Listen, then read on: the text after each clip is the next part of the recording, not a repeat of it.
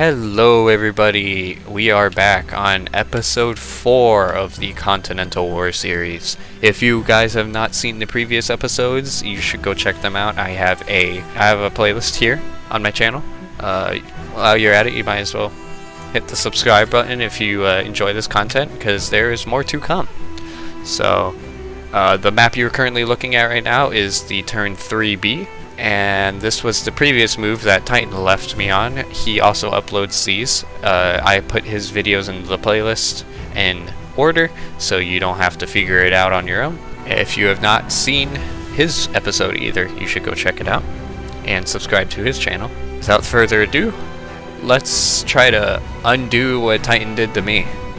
Because, dear God, he left me with almost nothing. And here we are at my base, SN Joe, in the north. It is the one that I currently am defending because Titan managed to push into my forward operating base. Here I have my new attacker.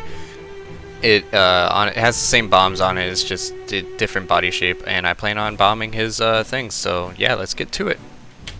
And here we are at Titan's forward operating base. He has a ton of anti-air, and we also had a scenic view with us. I've only seen a solar eclipse happen one other time in KSP, so this was a really rare like shot in my opinion. I've also been playing KSP for 5 years now, so this I love the solar eclipse in this game. They made it so realistic. Anyways, let's get to the point here at the base. And oh no, Titan let me redo that. That was a misclick. I was trying to fix my camera, and the middle mouse button also drops the bombs, so that was a problem there, but he let me fix it. I dropped my bombs in a fashion targeting the Rockhead tanks, and I decided I wanted to get rid of one of his anti-airs because it was really getting on my nerves here. I was really scared and thought I was about to lose my plane. As we watched the bombs drop, boom! There goes one tank, there goes a second tank, and dead on hit on the third tank. I hit three of the, I think it was 4 tanks that was at that forward operating base. But yeah, let's check out the damage. I had to evade and I almost died, but this tank is almost perfectly fine. It's missing the sidebar just a little bit. It was 3 tanks, by the way. That was my fault. It was an anti-air that I had mixed it up with, but the internals are perfectly fine, so that is a living tank. It does not get rid of. We do not get rid of it. This tank, untouched, so perfectly fine, don't have to worry anything about it. This anti-air, on the other hand, it took a brunt force of one of the bombs, and the Kerbal inside died, and there was no floor, so I had to destroy it, but I destroyed it the wrong way. I destroyed it the wrong way, and it blew it sky high and damaged the undamaged tank. So I ended up replacing it because I wanted to make it fair. Here we are on the second bomb ring run. I decided to deploy my attackers separately, so that way I'm not wasting all of my runs on a single forward operating base when I didn't even need that third attacker.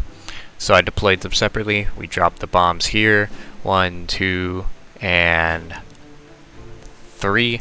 I tried to lob that one at the 3-inch emplacement because it was easy to dodge, but it's a little scary. Not as scary as that 25-meter emplacement. I'm glad we got that out the way. So let's see the damage that these bombs will cause. And the one bomb misses, it hits the ledge. The second bomb destroys the tank that I was on, and then the third bomb misses, and I almost died because I was yet again watching while that was being attacked.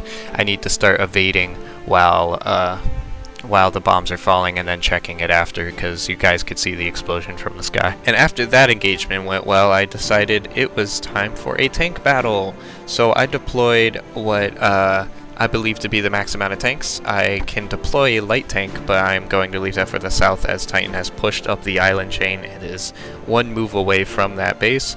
I would prefer not to lose it, but here we have 2 medium tanks and a tank destroyer. Let's get to the nonsense. This tank didn't even get hit. It just imploded, so I figure it was on fire from the bombing. That's my only guess. So yeah, let's just skip to the interesting parts, because a lot of this is just driving and things hitting a wall. because the tanks don't know what high velocity means. Here we are. As soon as I break over this ridge, it's just all hell breaks loose. All the emplacements are shooting at me. The medium tank that is currently damaged, it wasn't completely destroyed. It did lose both side panels though from the explosion, so it just take one round. There goes a 20mm emplacement sent sky freaking high. That was insane. There's only a few things left. There goes another emplacement, and I brake before I run into the runway, and there goes the final tank. I finally reclaimed my forward operating base. Let's get the stuff set up to hopefully keep it for the next couple of rounds. And this is what I have set up. I brought my supply ships from S&Joe, my supply vehicles from S&Joe up. I placed down three 3-inch guns for anti-air support and 2 anti-tank guns, and I also proceeded to heal my tanks so that way I no longer have to worry about them getting damaged. So I used one supply ship so far, so one supply boat so far from this turn, and I have 3 more to use. So let's get on with the next thing I'll do. That was all of my engagements pretty much. Everything will now be logistical and like deploying things. So I brought down that cruiser that Titan nearly killed, that regular old cruiser, and I brought it down. I healed it with the supply boat. In the north I also deployed 4 of my supply boats at the Navy base Fengist. They are 1 move away from my fleet, so if anything goes wrong I could just bring them back here. And for my final move in the south, the one I've been talking about all game, or all turn, I deployed the rest of my supply vehicles to create 3-inch emplacements. I originally was only supposed to have 2 here because you're allowed a max of 5 emplacements at a single base, but I forgot about that, so I ended up removing the emplacement and adding the supply boat at the base that I am about to go to right now. And here we are back at S&Joe. I decided to leave my 2 attackers here, and I also brought my supply ship from the south, or my supply boat from the south that was a misplacement.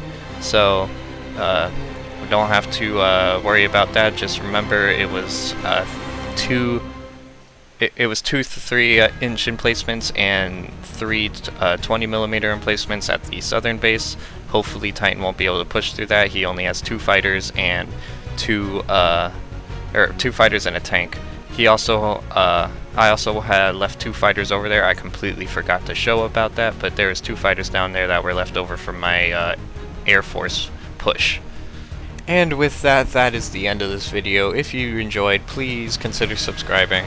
It encourages me to stick with these, because this is our 3rd attempt at trying to push through the series. We just picked up where we left off last time 2 years ago. Subscribe to Titan RT and watch the rest of them if you decided to be naughty and skip all the other ones and then watch this one. I feel like you'll enjoy it. I made a few mistakes during this turn. I am sorry, Titan, that I made you work a little bit extra. He had to move some units around because I forgot to put some things in some places, and I also like the emplacement issue, I accidentally put too many at that one base. So I'm sorry, Titan. I won't do it again. With that, guys, that is the end of this video. Have a good rest of your day.